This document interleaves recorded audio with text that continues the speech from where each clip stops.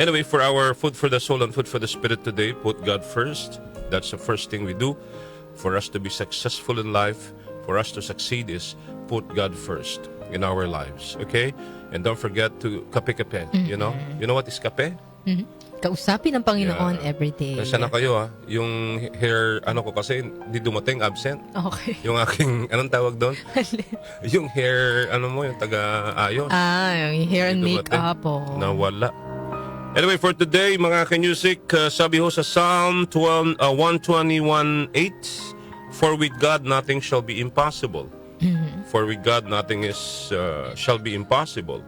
So meaning, ang gusto lamang kong i-share sa atin today is we have to focus on Jesus, not the storm sa buhay po natin. Hindi yung bagyo sa buhay po natin.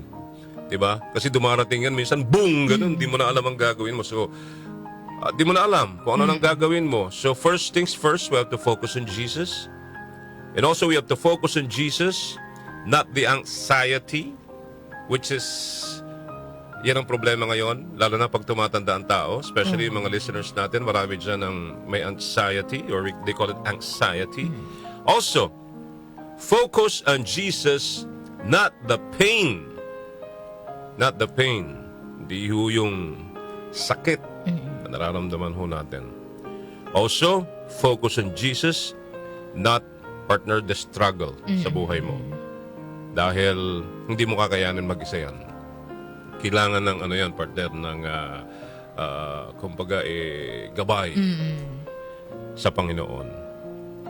At sinasabi niya, partner, when we walk with Jesus, the impossible becomes possible. Amen? Amen. Naniniwala ka ba doon, partner? If you only walk with Jesus, walang hindi imposible. Diba? Yung imposible, nagiging posible. Di nyo nararamdaman ho yun, mga kaibigan. If you ask for prayer, na talagang kailangan mo, Lord, please help me, please help me. Alam mo, magic. It's like a magic. Oo. Dumarating siya. If you really trust God na He will give it to you, He will give it to you, partner. Na-try mo na yan, di ba? Yes. Ako rin ilang beses na, mga kaibigan, na Lord, kailangan eh. Di ba? Alam naman ng Diyos yun, partner. With Jesus by your side, sabi niya, partner, no storm is too strong. Ha? Ano ibig sabihin ba ng storm? Bagyo.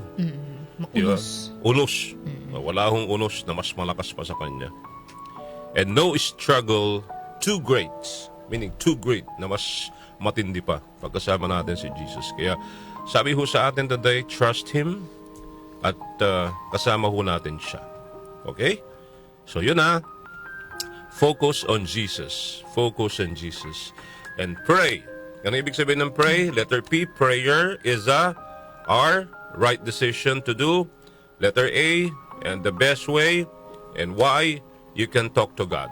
Ulitin ko. Ibig sabihin ng prayer, prayer is a right decision to do. And the best way, you can talk to God. So if you want to talk to God, all you need to do is pray. Okay? Oo. Huwag kang tsumika, kapatid. Magdasal ka. Yun ang ibig sabihin po na. Alright!